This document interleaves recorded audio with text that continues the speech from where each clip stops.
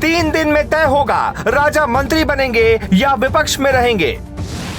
प्रतापगढ़ की सियासत की खिचड़ी लखनऊ में पक रही है। मोदी योगी का ख्याल रखने वाले राजा को क्या मिलेगा? 26 मई 2018 की यह तस्वीर देखिए। योगी के दोनों तरफ राजा भैया के दोनों बेटे हैं जिन्हें योगी आशीर्वाद दे रहे हैं, और यह है 5 महीने बाद यानी 28 अक्टूबर 2018 की तस्वीर। तब योगी आदित्यनाथ से राजा भैया ने मुलाकात की। इन दो तस्वीरों से आप ये समझ सकते हैं कि राजा भैया और योगी के रिश्ते बहुत अच्छे हैं। लेकिन सवाल उठता है कि क्या अच्छे रिश्ते होने की वजह से कुंडा के अच्छे दिन आएंगे?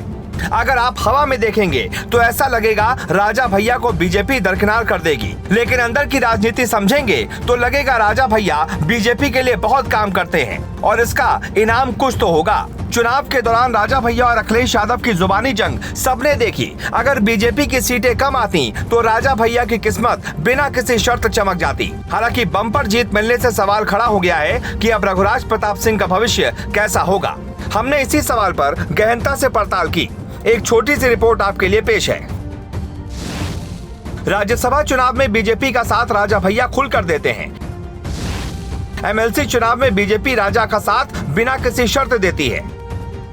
यूपी में एमएलसी का चुनाव होना है, मंत्री भी शपथ लेंगे, सरकार भी गठित हो रही है, यानी सब कुछ बहुत तेजी से होने वाला है और इसी में सबकी किस्मत तय हो जाएगी। हमारे सोर्स नहीं कहते हैं कि राजा भैया को सरकार मंत्री बनाएगी, लेकिन कुछ ऐसा करने वाली है जिससे रघुराज प्रताप सिंह का एहसान बीजेपी उतार पाए। कहते हैं कुंडा में चुनाव प्रधानी का हो या एमएलसी का, तनाव उतना ही होता है। पिछली बार एमएलसी चुनाव राजा भैया के पारिवारिक सदस्य अक्षय प्रताप सिंह गोपाल जी ने निर्विरोध जीता था। बीजेपी ने मदद की थी, तो क्या इस बार भी बस एमएलसी चुनाव में बीजेपी मदद कर किनारा कर लेगी या फिर योगी सरकार में राजा भैया की भी ताजपोशी दिखती है? ग्लोबल भारत टीवी के संपादक से बातचीत में जनसत्ता दल के लखनऊ अध्यक्ष संग्राम सिंह कहते हैं, हमारी पार्टी और हम लोगों को पूरी उम्मीद है कि बीजेपी राजा भैया को मंत्री बनाएगी। हमें पहले भी ऐसे ऑफर मिलते रहे हैं, लेकिन उस वक्त सही समय नहीं था। एमएलसी चुनाव में बीजेपी के मंत्री और नेता खुलकर हमारी पार्टी का सहयोग कर रहे हैं। अब मंत्री बनाएंगे या नहीं, ये तय बीजेपी को करना है। हमारा रिश्ता तब भी अच्छा था और अब भी अच्छा रहेगा।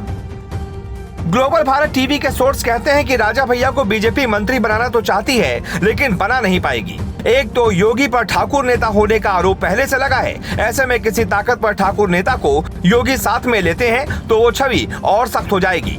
दिल्ली के नेताओं ने इस बात पर ध्यान रखने के लिए सख्त निर्देश दिए हैं। हालांकि जल्द ही राजा भैया और योगी की मुलाकात होने वाली है और उस वक्त भी कुछ बातें साफ हो जाएंगी।